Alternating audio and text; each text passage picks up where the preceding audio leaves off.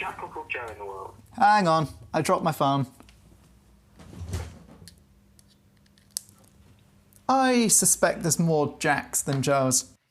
Like, whenever there are duos, you always wonder the conversation, how do they choose which name goes first? So it's like, well, if we put Jack first, there are more people called Jack. So reach a wider audience of people if you put prominence on the Jack. Yeah, but then it sounds more mundane, doesn't it? If you put the more common name first. It's like Spotify where The Beatles, it goes by B because every band's got the in it. If we call it Jack and Joe, it's just going to be called Joe, Jack, and. Joe, Jack. And that's the name of the podcast. There we go, we got it. Brilliant, I love the Joe, Jack, and. It looks great, actually. Although it does look like we're just missing a third person. Well, it sounds like we're sort of a guest show. So it's always it's always Joe and Jack, and then there's someone else. Maybe that could be our thing. We call it that, but there's never a guest. We've got the HCU to talk about. The Hollywood Cinematic Universe. The Hollywood Cinematic Universe. So we're gonna talk about two films, and then we have to connect them either by a reboot or like a crossover film, or just try and make them exist in the same universe and see how that goes. So the films we're gonna do The Incredibles 1, since you haven't seen 2 yet. I have. We'll talk about it when you've seen it. I can't wait for that. And Groundhog Day. Groundhog Day, yes. In Groundhog Day, Bill Murray's character relives the same day over and over again until he grows as a human being, and then suddenly he stops. Yeah. Pretty much.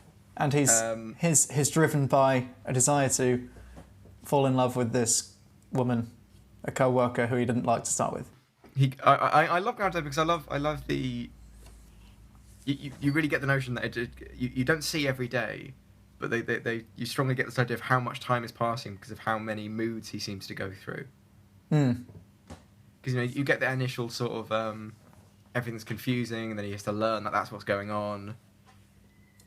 Then he tries to take advantage of it. He thinks it's funny, and then it gets to the point where even he's had enough fun, but nothing's changing, so he just starts killing himself. Yeah, that was a strange little sequence. I enjoy that sequence. And then he tries to better himself with the time he has. So he learns to play the piano, learns everything he can about everyone in the town, and then eventually he wakes up again the next day. And he decides to live there at the end, doesn't he? Because he knows everyone there now and everyone loves him. Yeah. So it's a nice little film. And it's got one of my favourite sequences in a film, which is the date sequence, which is amazingly edited and amazingly done. Oh, he yeah. goes on a date with his co-worker, and every time he has a misstep, or she reveals something about herself, it just sort of it cuts and they redo it, and you see the last 10 seconds again, or last little section again, and he does the right thing.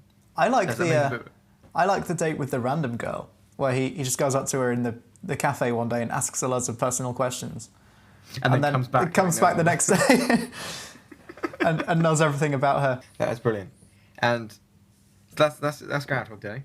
The groundhog being referenced to that event that goes on in that town where the groundhog creature decides whether or not there's going to be 6 more weeks of winter and early spring. Isn't the groundhog called Phil, and the main character's called Phil, and he's a weatherman? Yes, that is also part of the film. But we're mainly thinking, with the ideas that I had anyway, I'm mainly thinking about the main gimmick of the film. Yeah. The main structure that sort of it's mainly remembered for.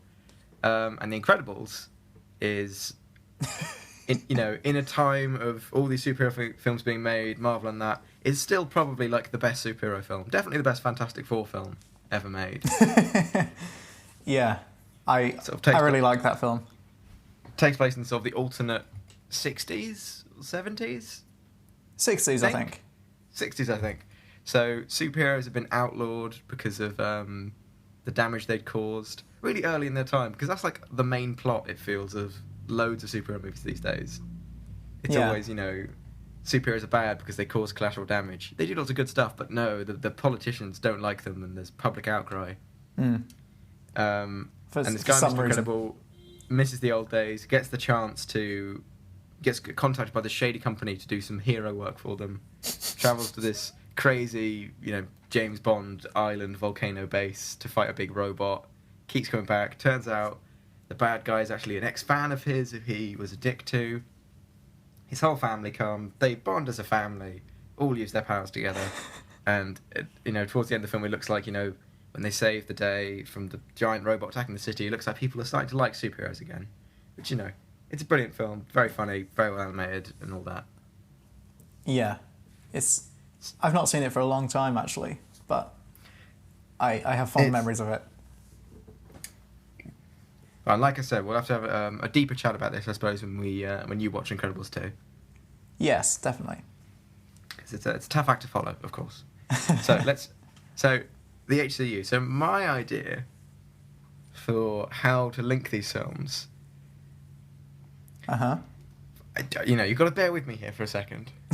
So I'm imagining, superpowers. They're sort of like these mutations that these guys have. They're born with them. They sometimes don't know they have them or whatever. I'm going to say that in the world of Groundhog Day, it's post criminalization of superheroes. So superheroes aren't really a thing. That's why that you don't see them. They're never referenced in Groundhog Day. But unbeknownst to himself, I think Phil Collins. No, Phil Collins. Phil Collins? No. Phil Collins is someone else. Phil Connors. Sorry. So, my thought was, Phil Connors. We'll just say Bill Murray, so I don't say Phil Collins again. Bill Murray has this, a somewhat supernatural ability, as you can tell, because no one else can notice that the days keep repeating. It's just him. But I think somewhere else, separately in the world, there is some sort of fight between a superhero and a supervillain, where the supervillain is having this effect on the world, is place the world in a time loop. But for some reason, Phil Connors is the only one that can notice it. So all things related to his growth as a person are completely unrelated to what's going on, implying that if this completely separate fight going on, it just happened to end at the time where Bill Murray was the most fulfilled. It could have just ended halfway through his suicide sequence, and he just would have died. But this is some complete weird byproduct or B story to another bigger fight going on. I like this version. Okay, what's the supervillain? What's the fight going on? I don't know, some kind of supervillain whose power is to create these time loops. The end of Doctor Strange. It's like that. I haven't seen Doctor Strange. Okay, well we'll move on from that then. So either I don't know, there's some kind of supervillain or even superhero who is able to loop time in order to succeed in his or her task. So that's the story we can come up with to connect these films. Yeah. But that's as far as my idea goes. You've got to help me out now. Do you think the Incredibles, the Pars, are involved in this fight? They could be. I'm not. I don't want to give any spoilers for Incredibles 2, but this doesn't happen in it. Okay. Do they all die at the end? Everyone dies in Incredibles 2. Classic family entertainment. But Pixar, they pull up the heartstrings. There's, terrible deaths. When everyone dies, their heads explode and 5 little coloured people run out. That'd be great, like that scene in Kingsman where all their heads blow up, but all the emotions come out. Little people are inside. Yes, this is sort of the extended Pixar theory. The extended Pixar theory. Sort of thing. So in this world full of superheroes and supervillains, someone's loop time, for some reason, Phil Connors' superpower is being able to notice that. I like that we just... Basically, Groundhog Day is a B story going on inside The Incredibles. That's so good. It means there could be other ones where... there are loads of... It's not the only time repeat story, is there? What if there's someone who's been kidnapped by someone, and that happens to be the day that keeps getting looped, so that in the story they do break out, but they have to live this day for... I just found a figure. It was 3,176 days. Is that the official Groundhog Day loop count. Someone's worked it out. Yeah. Don't know how they've worked it out. 8 years, but- 8 months, and 16 days. Jesus. So imagine if... There's other people whose weird power happen to be noticing time loops. Yeah, that's what I mean. Someone who's been kidnapped. Yeah, So... what a terrible fucking power. It'd be horrible, wouldn't it? Just to be stuck on someone else's timeline. Would being stuck on someone else's timeline apply to, like, how time seems to go at different speeds depending on what you're doing? Like, if someone's queuing for a roller coaster, is that person like, is the other person on the other side of the world just like eating a sandwich really slowly? Well, if they're looping doing the same thing. Like, you know how time seems to change speed depending on what you're doing? Do you mean like literally, or just feels like it does? It feels like it does. Oh, right, okay. So if like you're sitting in a cinema waiting for a film to start and there's another trailer and then another trailer and then another advert and then another trailer and you think, oh my God, how long is this going to last? Do you think that perception of time passing would apply to someone else who can feel time loops? Like you're stuck on someone else's timeline? So they... Oh, right, so you feel the same, just like boredom and frustration. So they're having a really romantic conversation with someone that they love. And every time they say something, they're like, oh, another one, come on. They really want this to be... They don't know why, but they really want it to be over. Yeah, exactly. Maybe that's what happens. Like, someone falls asleep and you miss the whole film. Like, what? That just flew by. But I was going to say, what would Groundhog Day be like if everyone could notice? Oh, that'd be horrible, wouldn't it? If everyone was like, oh my God, this has happened before. For 8 years. Well, that would just be... If everyone noticed, then nothing... It wouldn't really be Groundhog Day, would it? Yeah, but if the same sort of... If the... like the same blizzard kept happening and like, you know, radio stations that were getting from outside Punxsutawney were all being the same every day. And all the rest of the world was repeating, but just this, like, instead of one person, just this whole town. I tell you what, this is a really good original film idea that we should do. Okay, well, we got to cut this out of the podcast so no one else hears it. It's the kind of thing that's original and not original because it's completely ripped off from Groundhog Day, but it's an interesting idea. It would just be like an evolving personal drama with the same natural events happening. Well, it's like it's like when we pitch anything, Joe. Like you have to have something to be able to relate it to. So it's like, okay, so imagine Groundhog Day, but everyone knows time is repeating, and someone just goes, "Isn't that just like real life or something?" What's the drama? Yes, but okay, not everyone, but like a larger group know what's going on, or something. Oh, that'd be great if one town. That's good. I want to make that. So, and yes, if any new person was entering the town that day, like people who travelled to come see the groundhog, every day they come into the town. Yeah. And because they're from outside the town, they don't notice it. So all these people who've seen the day repeat, this person drives back in, oh, what's going on with the Groundhog Day? Why is everyone acting so weird? Why did these people know me? That's like a horror film waiting to happen, surely. It's like you go into like the weird place, like this weird community of people where they all act a bit strange, you're the outsider, and they don't tell you what's going on. You find out the horrible secret. You've actually come here every day for the last 8 years. And they know, but you don't know. And that's why they know things about you. Like, you go in, they already know things about you because they've known you for weeks. That is brilliant. That's amazing. Because it's a really creepy vibe. Like, if you tell it from the perspective of the person who's just come in. Yeah, like, they think they're going in to see some, like, they're either, like, a tourist, there's some, like, weird little, local event going on, like, the Groundhog Day thing, or even they are journalists. They're reporting it, like Phil Connors.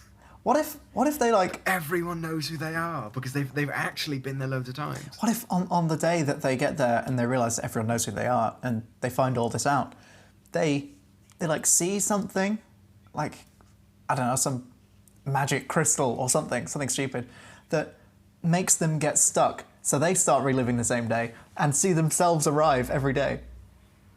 Oh my god, it's horrifying. If they can enter the Groundhog Day. But it works as like it's like Groundhog Day, but you only see one day. But it's implied that a million other days happened, and they can find evidence of it. Like he finds pictures of himself there or something. No, there wouldn't be pictures. But that wouldn't make sense. Yeah. But they would know things about him, and they would know things before he did them. Yeah. And he keeps getting and I don't know. I like this idea. It's really good. So we need to come up with some kind of superhero supervillain battle in which time is looped, and for some reason Phil Connors is the only one who can notice it. Yeah. How would... It's a difficult story to come up with because whoever's fighting this supervillain wouldn't know about the time loops either. Or maybe they would. Okay. Or maybe Okay, they wouldn't. so what if... Oh, no, wait, I can see it. Wait. Okay, I've now got another idea. Okay. Okay, so it's the supervillain and superhero. This supervillain, it's not his power to loop time, but it's a thing he can do. It's part of his master plot, so he can never be defeated by the superhero. They fight all the time, and he always loses. So he's created this thing. So when he's going to pull off this dastardly plan to, I don't know, like blow up the moon. Let's say he's going to blow up the moon, Joe. I don't know why he's going to blow up the moon. Well, what? But the superhero if keeps defeating him. So he keeps having to reset the day, and however he changes it, he keeps losing. So the story isn't actually about the superhero; it's about the supervillain learning about the futility of his violent actions, and he changes his ways. And then instead of blowing up the moon, he has to persuade the superhero to stop fighting him because he's convinced him he's good now. But from the superhero's point of view, he had, yesterday he was blowing up, probably trying to blow up the moon. But now he's lived this fight so many times, he's aged, and he's changed, and he needs to... I quite like because that. of his loop time. What's the main villain called in Incredibles 1? Syndrome. Syndrome, of course. What if that's one of his powers, and the Incredibles... Well, he doesn't have any powers. That's his thing. But what if he can loop time? One of his inventions loops time. Yeah, and what if the Incredibles is just one of the loops where he failed? Oh, so the whole plot of The Incredibles plays out until the last day, where he sends off the robot, it beats him up, and he keeps having to reset time. So just before he falls into that that engine turbine and gets horribly massacred. Oh yeah, that's what happens. I forgot about that. So yeah, what if every time that happens, he restarts the whole thing? I'd love this because it starts off he's evil, but a bit like how Phil Connors starts off as a dick that you sympathise with him because it's Bill Murray, but he's a dick and he's a dick to everyone, and he finds it difficult to convince, especially this his co-worker that he's changed, that he's a good person, because from her point of view, just the night before he was still being a dick. So Syndrome, he's not trying to blow up the moon. He's trying to... What was his plan again? He was going to become a superhero because he killed all the other superheroes. And then he's going to sell all of his technology and become rich or something. He wants to be Batman, yeah. Yeah, but it involves a lot of murder and destruction of public property on purpose. Yeah. Which is how you know you're a bad... If you do it by accident, you're a hero. If you do it on purpose, you're the bad guy. So his other secret power was that he could loop time, so that fight keeps playing out, but he keeps losing. Yeah. And eventually, somehow, his love for superheroes is rekindled. He decides he doesn't want to be evil anymore. He realises the whole thing is pointless, and he then needs to try and persuade them that he's a good guy, and changes his ways and helps work with them to make life better. I don't know. You remember? Didn't he have like an assistant lady in The Incredibles? Yeah, Mirage. Yeah. What happened to her in the actual film? So she worked with him, but didn't like him that much when he was being like too evil. She didn't like it. So eventually she helped save Mr. Incredible. That's it. And she sets up the rocket for them so they can fly over to the big old city where the robot fight's going down.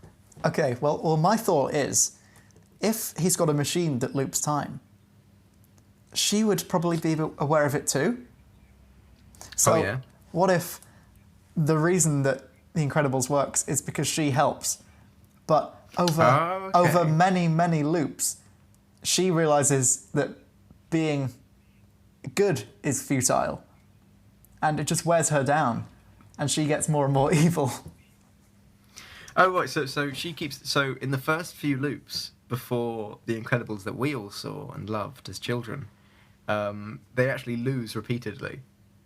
But she keeps looping time to give them the opportunity to win. Yet this breaks her spirit to watch Syndrome win all these times. No, the other way around. The other way around? Yeah. She helps The Incredibles all the time. And over many, many repeated exposures to this plan going down, she gets worn down and eventually sides with Syndrome, which is how we break the loop of The Incredibles. Oh, okay. So, is she doing the looping, or is it still Syndrome? Still Syndrome. Oh, I thought she was doing like she was staying on the island and engaged the big loop machine every time Syndrome won. No, but that'd be cool. So she also is aware of the looping. Yeah. And eventually decides not to help The Incredibles. Yeah, she gets tired. But what's going on this whole time is Groundhog Day. Yes. Just somewhere in another part of America where they're trapped by... Because there's that blizzard going on. So, like, the phone lines are broken and stuff, so they're not getting any information about this supposed, like, giant robot attack. I think it's like an alien or some shit. Yeah, exactly. So, like, an alien attacks them, but they're completely isolated. This whole B story is going on in this place in America. Yes. Oh, I like it so much. So what happens in the end? So, obviously, when the looping stops, Phil Connors is a Phil person, and he just decides to stay in Punxsutawney. But what's happened to The Incredibles? They've died, and Syndrome has won. Syndrome's won. He sells all his inventions, so everyone gets flying boots. But what happens when Syndrome wins, and then less than a week later, the Underminer breaks out of the ground in the middle of New York? Oh shit! Yeah. Then he has to fight the Underminer. Oh, surely, and then, if he loses that fight, because, like, Syndrome is kind of shit. Like, he loses the fight quite quickly in The Incredibles. His own robot, he's not very good. He invents an AI that outsmarts him, and then gets thrown into a jet turbine. So he has to keep fighting the Underminer, he has to keep looping it every time he fails. So eventually he would lose his mind as well. Uh-huh. And then he becomes a supervillain again. That is a question I always have of the Incredibles universe, which is, they made it illegal to be a superhero, made all of them go into hiding and stuff, but what about all the supervillains? Surely they didn't all just go, all right, we should pack up and leave now. I guess there's no point trying to blow up the moon. Were there supervillains? Yeah, there were loads of supervillains. Like, he fights, in the opening, he fights, what do you call it, Bon Voyage. What happened to Bon Voyage? He got away. Yeah, he went on holiday. Bon Voyage. Yeah, he got that money from the vault and just left. That's what I always wonder. What happens to supervillains when they succeed? Surely things aren't that bad. Like, they get a lot of money. But there was, like, in the if I recall, in the Cape death montage, It like a guy got his thing snagged on a rocket. He beat up some guy who was going to fire a rocket at a city, but he turned it away from the city, but his cape got stuck on it. So they were, like, not just stealing money, they were trying to kill people and shit. So did that stop? Or did it turn out like, the US police and army are just as efficient? I don't know. Maybe the American education system improved and we didn't end up with supervillains after the heroes would. I mean, surely if the super... No, they all just went into politics. Maybe they go hand in hand. Like, you get supervillains and you also get superheroes, but they feed on each other. Like, if there weren't any villains, you wouldn't need heroes. But if there weren't any heroes, maybe the supervillains would just be normal villains. It's like the Batman thing. It's like the Batman and the Joker. They like sort of, in their weird way, they need each other without all the supervillains. I like to think after, like, superheroes were criminalized, supervillains still did stuff, but not for very long. Like they sort of, you know, they went crazy. They stole loads of money. They blew up the moon. But then they got bored really quickly because no one stopped them. There was no challenge. So they all just, you know. Yeah. They all got rid of their secret identities or whatever. Then they went into politics. Yeah. I knew that was coming. They went into politics and onto Wall Street. Became bankers or whatever the fuck.